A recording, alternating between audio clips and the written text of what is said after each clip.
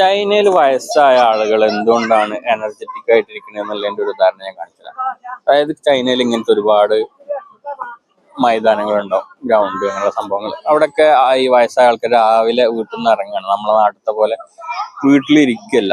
ഇവിടെ കണ്ടില്ലേ, ഇവര് ചീട്ട് കളിക്കാണ്. അതേപോലെ ഓരോ ഗ്യാങ് ആയിട്ട് ഇങ്ങനെ പല ആൾക്കാരും പല ഭാഗത്തായിട്ട് അവരുടേതായിട്ടുള്ളൊരു എൻജോയ്മെന്റ് ആണ്. നമ്മളെ നാട്ടിലത്തെ പോലെ വീട്ടിലിങ്ങനെ വെറുതെ ചടഞ്ഞു കൂടി ഇരിക്കുന്ന ഒരു സിസ്റ്റം അല്ല.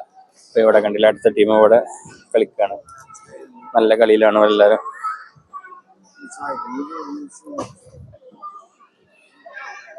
കുറച്ചുകൂടെ മുന്നോട്ട് നടന്നു കഴിഞ്ഞിട്ടാണെന്നുണ്ടെങ്കിൽ അടുത്ത ടീമിനെ കാണാം. അടുത്തൊരു ടീം ഇവിടെ കളിക്കുന്നുണ്ട്.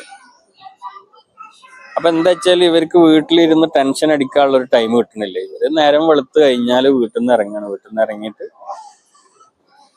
അവരുടേതായിട്ടുള്ള ഒരു എൻജോയ്മെന്റ്.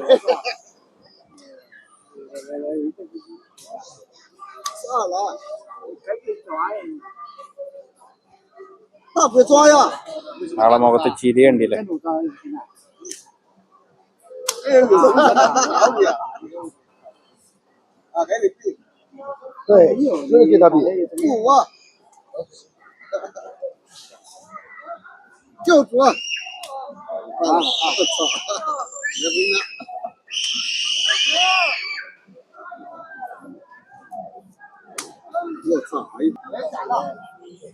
ഇവിടെ വേറൊരു ഗ്യാങ്ങാണ്.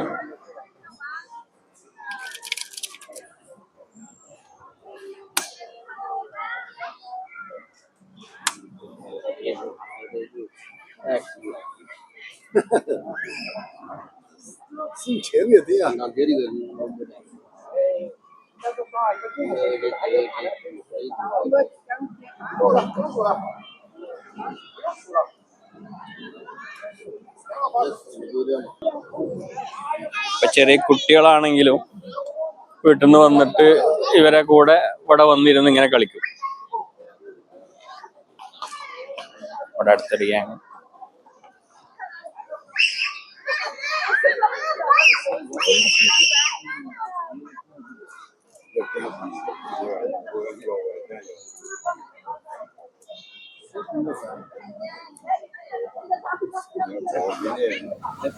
ഇനി രാത്രിയായി കഴിഞ്ഞാൽ ഇവിടുത്തെ അവസ്ഥ ഇതാണ്. ഓരോ ആളുകൾ വന്നിട്ട് ഇങ്ങനെ ഗ്യാങ്ങായിട്ട് ഓരോരോ കളികളാണ്.